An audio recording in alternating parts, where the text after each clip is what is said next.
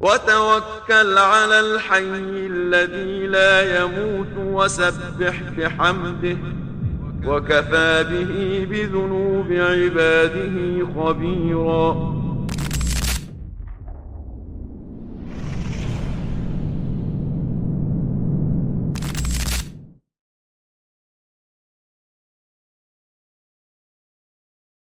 Assalamualaikum warahmatullahi wabarakatuh.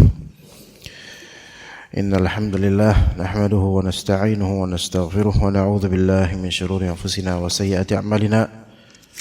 May yahdihillahu fala mudilla lahu wa may yudlil fala hadiya lahu. Asyhadu an la ilaha illallah wahdahu la syarika lahu wa asyhadu anna Muhammadan 'abduhu wa rasuluhu la nabiyya ba'dah.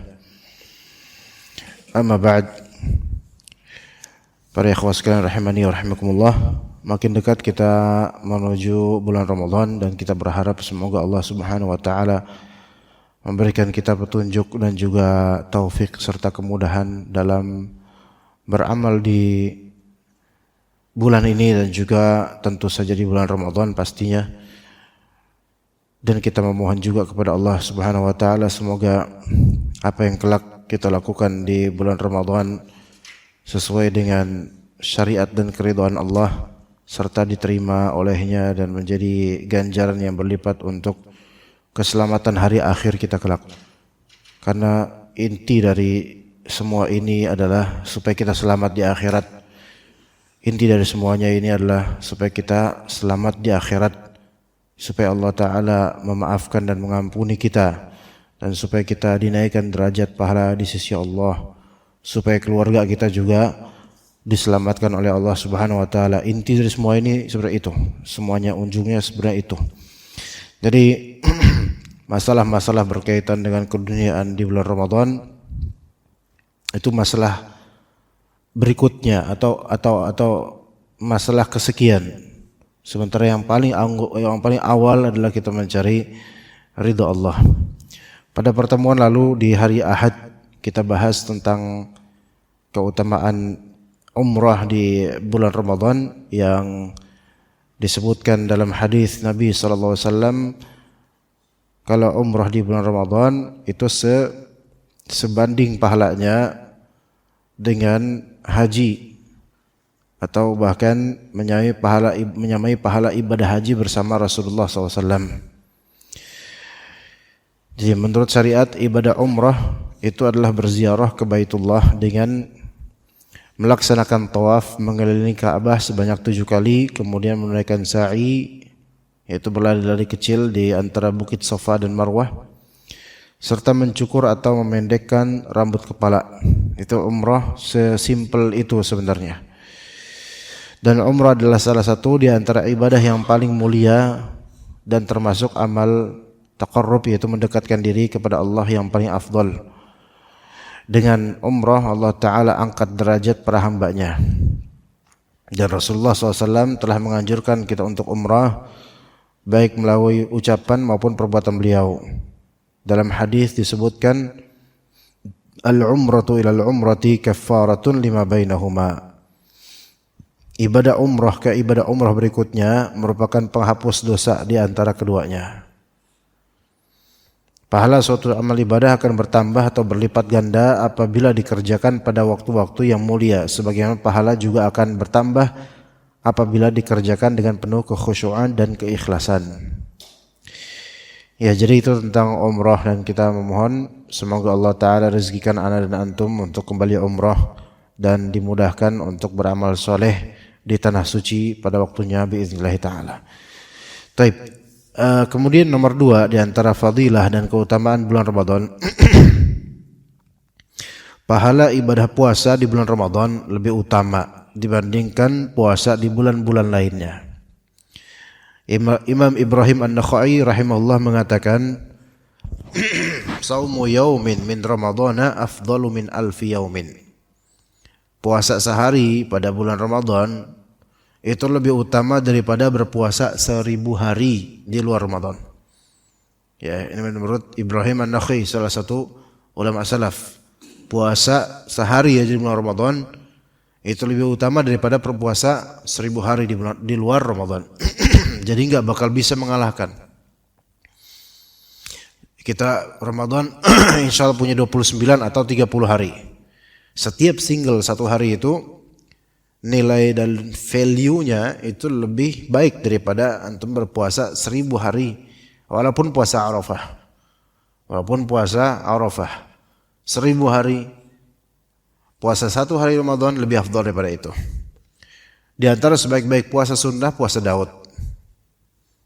Sebaik-baik puasa sunnah, puasa Daud, yaitu selang-seling zigzag per 2 hari.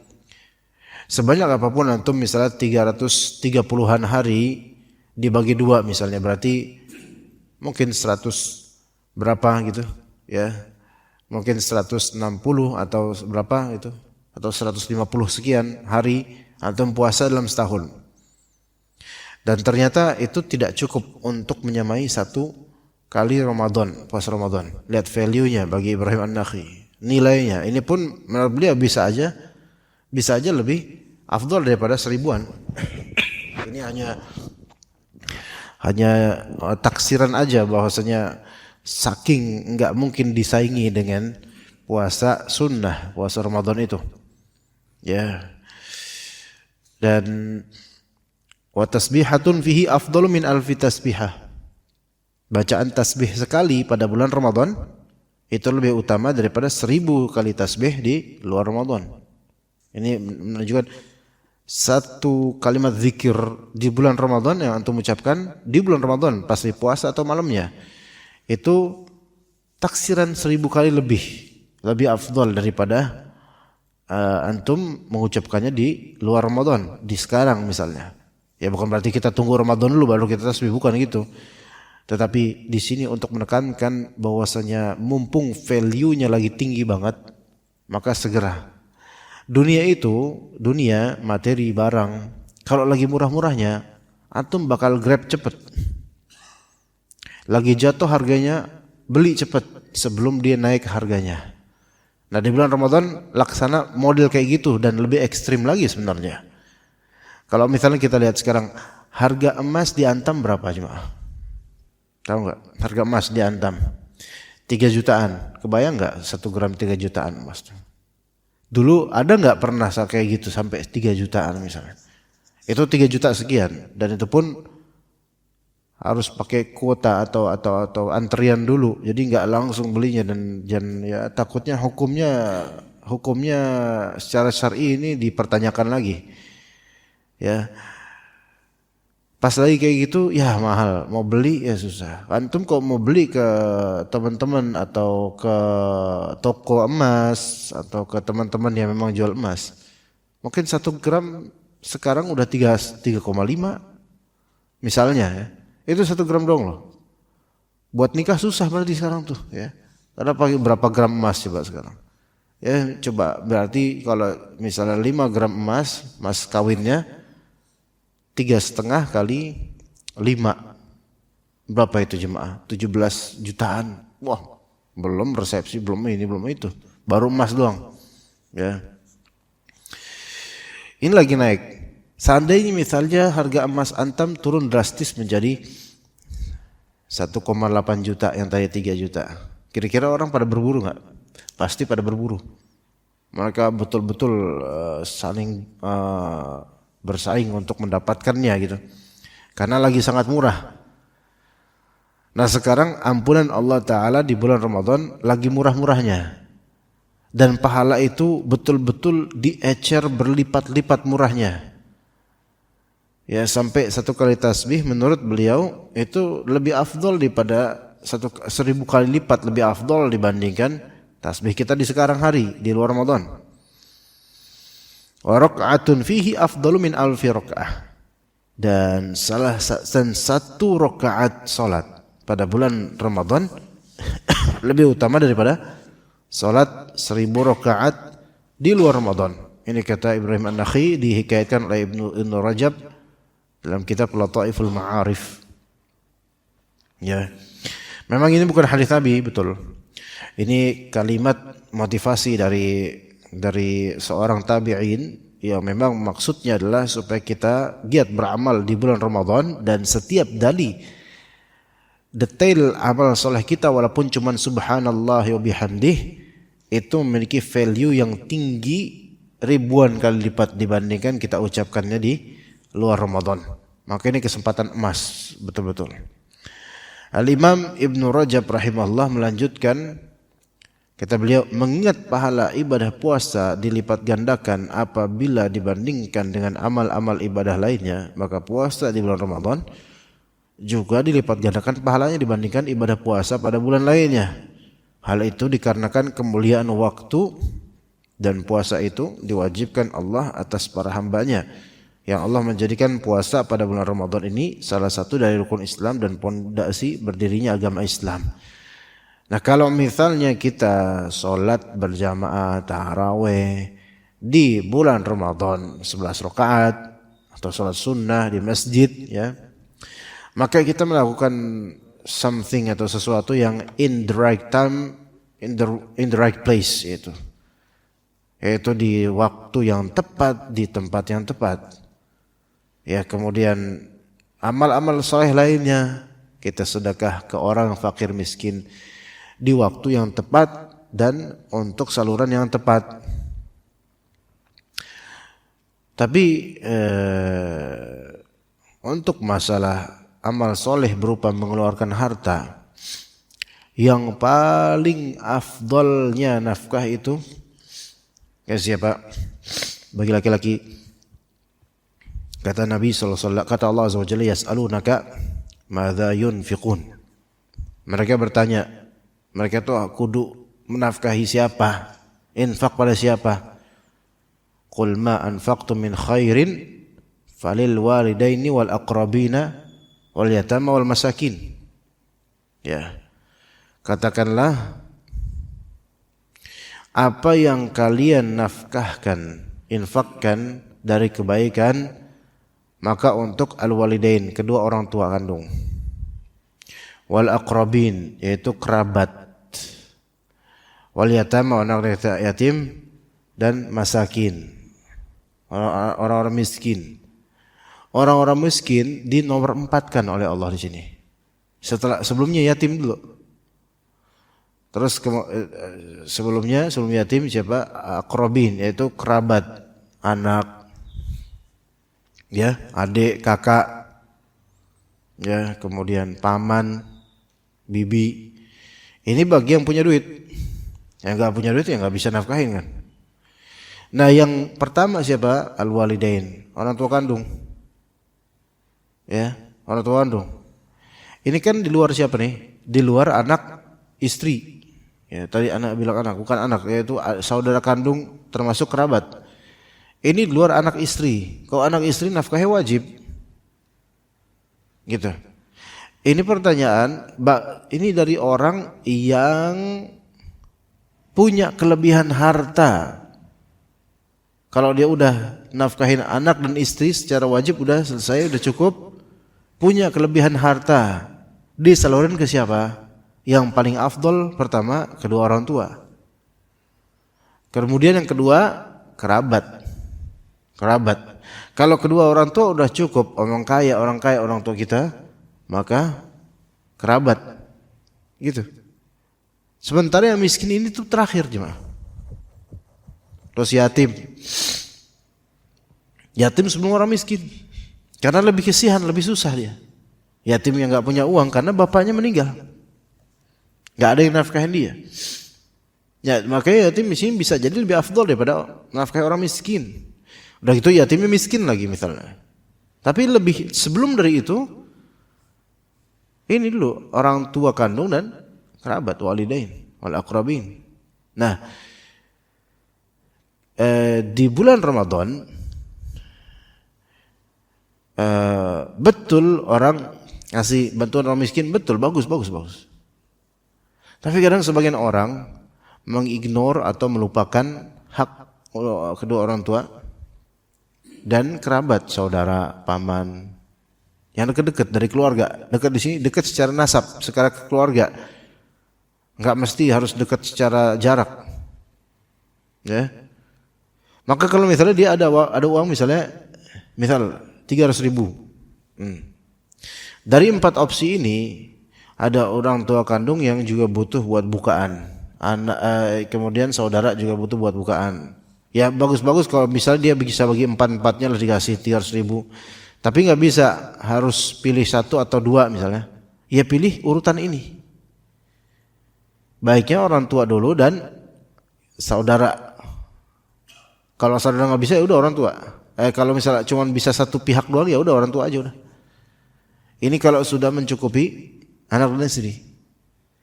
Dan pahalanya besar, jelas pahalanya besar. Tapi lebih besar lagi kalau misalnya dia nafkah wajib, yaitu ke anak dan ke istri. Iya. Ini baru disebut menafkahi gitu, wajib. Jangan dibalik, anak istri enggak dinafkahi atau kurang dinafkahi, tapi lebih banyak nafkahin ke 4 ini. Enggak, ini salah konsepnya. Walaupun orang tua. Anak istri dulu. Kalau udah lebih dari itu, lebih dari cukup, atau kalau memang kita punya spare buat orang tua dan kita mengharap ridha Allah Ta'ala, kemudian juga kita konsolidasikan dan klarifikasi ke istri kita supaya ngalah dulu sama orang tua, ya boleh, biar sama-sama ridha gitu. Maaf ya sayang, untuk saat ini kita sederhana aja dulu karena ibu butuh misalnya. Ya, ini bagi laki-laki. Ya, adapun bagi perempuan ya nggak ada kewajiban karena nggak punya, ya perempuan dinafkahin laki-laki. Ya, perempuan dinafkahin laki-laki. Ya begitu. Taib. Jadi pahalanya besar di bulan Ramadan ini nafkah. Ya. Dan Anda bukan yang betul-betul setuju dengan mungkin jika ada fatwa atau ada apa bahwa kita harus ikut dengan salafus soleh. Betul lah, perlu ikut dengan salafus soleh. Kemudian dengan itu udahlah nggak usah dagang. Kadang ada beberapa ustaz seperti itu. Betul, dahulu salafus soleh fokus ibadah di bulan Ramadan, betul. Tapi metode pencarian nafkah di zaman salaf dengan sekarang itu beda jauh. Kalau mau disamaratakan wahai ustaz, disamakan orang-orang tuh harus kayak salafus saleh di bulan Ramadan dengan fokus ibadah. Maka seolah-olah kerja nyari nafkah bukan ibadah. Seolah-olah kerja nyari nafkah sama dengan materialistis. Ini enggak boleh begitu, enggak fair. Karena untuk mendapatkan nafkah, untuk mendapatkan modal buat nafkahin anak istri yang itu wajib, sekarang caranya gimana? Kalau enggak kerja, dagang, enggak bisa nunggu. Enggak bisa nimbun atau nabung duit dari zaman bulan-bulan sebelumnya. Kalau emang bisa kayak gitu, hanya beberapa orang doang yang bisa. Kemudian mayoritas orang kita itu mungkin pekerja, karyawan, buruh yang ada kontrak kerja dan wajib masuk. Enggak mungkin bilang ke atasannya, saya tanggal sekian sampai tanggal sekian saya cuti. Cutinya sebulan ya, plus lebaran gitu. Saya cuti, kenapa? Mau betul-betul fokus beribadah, kata pekerja ini. Kata atasannya, saya kasih cuti selamanya aja gitu. Ya, pecat aja udah. Orang kayak gini semaunya, nggak bisa sekarang, nggak bisa. Terus kata dianya, loh kok dipecat? Ya udah nggak usah kerja sini. Bah, Anda berarti menentang salafus soleh dong gitu. Saya mau ikut salafus soleh, malah saya dilawan gitu. Enggak. Ya. Maka kalau misalnya ternyata di bulan Ramadan ada yang dagang, ada yang cari penghasilan tambahan, ada yang ini. Itu secara syar'i enggak apa-apa. Bagaimana kita bisa mengharamkan hal itu? Yang diwajibkan itu apa? Berpuasa. Yang sangat dianjurkan apa? Memperbanyak amalan soleh. Dan amalan soleh itu terbuka luas. Bukan hanya zikir. Betul, zikir, baca Quran itu kita giotkan di bulan Ramadan. Tapi bukankah mencari penghasilan tambahan untuk kesejahteraan keluarga itu juga termasuk amal soleh? Amal soleh. dimaksudkan dengannya yaitu kesejahteraan rumah tangga, kebahagiaan rumah tangga. Selagi betul-betul beribadah dengan baik, maka nggak ada masalah, nggak ada kontradiksi dengan ini. Ya. Tapi memang kenyataannya di realitanya tidak sedikit dari orang lebih memfokuskan dagang di bulan Ramadan dibandingkan baca Quran dan amal solehnya, amal ibadah antara diri dengan Allah. Ya itu betul, itu perlu kita nasihatin juga. Tapi jangan sampai hal-hal seperti berdagang, bekerja lebih giat, mungkin untuk lebarannya, untuk pulang kampungnya, jangan sampai itu dianggap bahwasanya itu tidak termasuk ibadah di bulan Ramadan. Ya kita harus balance. Ya. Sebagian ustadz kayak gitu jemaah, Anda pernah dengar ustadz seperti itu, dan seperti menyalah-nyalahin jemaah yang masih kerja atau masih dagang di bulan Ramadan. Ini nggak bisa, nggak boleh kayak gitu, nggak fair, nggak fair. Yang seandainya sang ustadz nasibnya itu sama dengan orang-orang awam biasa yang dia tetap harus dagang, bahkan apakah semua dagangan itu makin laris di bulan Ramadan? Enggak. Coba antum warteg misalnya di bulan Ramadan, berubah drastis kalau antum idealis ya.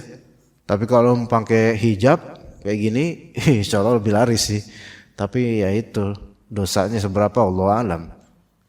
Banyak orang mulai pakai cadar di bulan Ramadan, warteg ya. Warteg, warkop, warwar itu mereka mulai pakai cadar di bulan Ramadan. Ya, tapi pas antum singkap buka isinya, orang dari RT lain pada ngumpul. Ya, karena kalau di RT sendiri takut ketahuan sama tetangganya dia nggak puasa gitu. Makanya itu banyak orang-orang yang jahat secara keagamaan yang mereka nggak mau puasa di situ, nggak ada udzur. Antum buka aja tuh, misalnya warkop ya, kan pakai cadar tuh hijab. Antum buka, lagi pada ngopi semua. Lagi pada safar nih kayak ini, gituin aja Pak. Insya Allah antum yang safar habis itu. Ya. Taib. Adapun yang seperti itu melanggar. Nah, jadi jual makanan, sarapan pagi, makan siang, itu banyak yang turun drastis penghasilannya karena idealis tentang agama ini. Alhamdulillah. Jadi mungkin kadang harus banting setir untuk cari penghasilan lain. Gitu, ya. Begitu jemaah sekalian. Maka bagi ikhwah di sini yang di bulan Ramadan mengintegrasikan dan menggabungkan antara banyaknya beramal soleh antara diri kepada Allah dengan tetap giat bekerja, maka itu tidak ada munafat, tidak ada pertentangan antara dua hal itu. Maka tetaplah semangat untuk mencari penghasilan untuk keluarga. Ini bukan berarti kita harus materialistis, bukan. Tapi jadikan itu ibadah dan banyak berzikir selagi bekerja. Ya begitu, karena kita nggak bisa lepas dari pekerjaan, nggak bisa lepas dari pencarian nafkah di zaman sekarang. Kita 30 hari Ramadan udah nggak usah cari nafkah. Apakah iya kita udah nabung dari sebelumnya untuk memodalkan Ramadan kita sehingga nggak usah nyari nafkah di Ramadan? Kan nggak seperti itu biasanya orang zaman sekarang. Susah juga mau nabung. Dari sebelum Ramadan misalnya, dari bulan kapan tahu 1 juta, buat apa bang gitu? Supaya Ramadan saya fokus ibadah. Anda yakin? Malah justru kalau orang modern sekarang, Ramadan umumnya Ramadan fokus ibadah di masjid saja, Anda yakin nggak bakal bisa, nggak betah, karena kita itu otaknya dan cara berpikirnya itu tidak kayak orang dulu. Kalau orang dulu itu masih betah berjam-jam mendekam di masjid lama gitu, baca Quran dari pagi sampai siang. Sekarang nggak ada orang kayak gitu, jarang banget, kecuali mungkin yang udah usia senja dan dia nggak ada kerjaan lagi, dia tinggal menikmati santapan masa tuanya. Tapi yang masih muda-muda nggak mungkin untuk bisa betah selama itu fokus. Maka perlu ibadah yang mutanawwi'ah, yaitu yang variatif. Ya, pagi dia zikir pagi petang, baca Al-Quran setengah juz, kemudian dia ngafalin hadis, kemudian dia baca buku tafsir, kemudian dia mulai bekerja, kemudian dia sholat duha, kemudian varian amalan ini membuat dia terus beramal. Makanya kata sebagian ulama, di antara hal yang dan di antara rahmat Allah serta hal yang membuat kita itu terus continue beramal adalah tanwi'ul a'mal, yaitu memvariankan amalan supaya tidak terjadi boredom atau as-sa'amah, yaitu kebosanan. Ya, jadi ini yang membuat kita terus di track beramal. Ya. Bagi yang amalnya kontinu dan monoton, silakan kalau memang bisa. Tapi untuk orang zaman sekarang, walaupun dia usia di atas 40, itu sekarang mudah bosan. Nggak bisa satu gitu aja seharian, nggak bisa. Memang sudah zamannya sekarang orang cara berpikir dan cara menjalani hidupnya tidak sama seperti zaman dahulu kala. Dahulu kala seorang ulama ahli hadis, ulama ahli fikih dan seterusnya, itu mereka bisa dari awal hari sampai besok itu tetap ada di meja belajarnya dan keluar cuman pas sholat berjamaah doang. Kalau sekarang ada suami kayak gitu, itu mertuanya marah biasanya. Ini suami macam apa? Cuman di meja belajar doang. Betul, ilmu penting, tapi kan penghasilan sekarang penting. Kecuali kalau nih orang udah punya kekayaan, warisannya udah miliaran.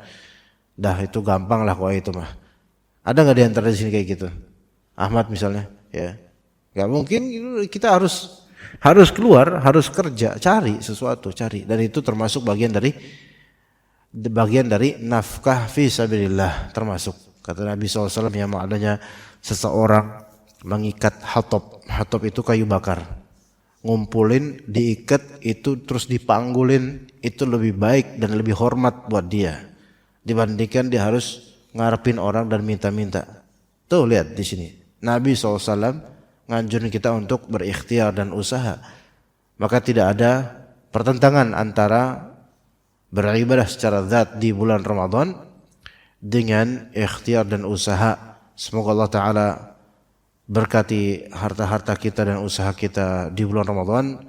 Semoga Allah Ta'ala tidak menjauhkan kita dari beramal soleh di bulan Ramadan. Semoga Allah Ta'ala tetap menjadikan kita orang-orang yang salat di masjid, baca Al-Quran, khusyuk dalam salatnya dan juga tadabbur Al-Quran, sehingga kita mengintegrasikan antara amalan soleh secara zat lillahi ta'ala dengan amalan soleh berupa muamalah yang baik dan muasyarah yang baik terhadap keluarga kita.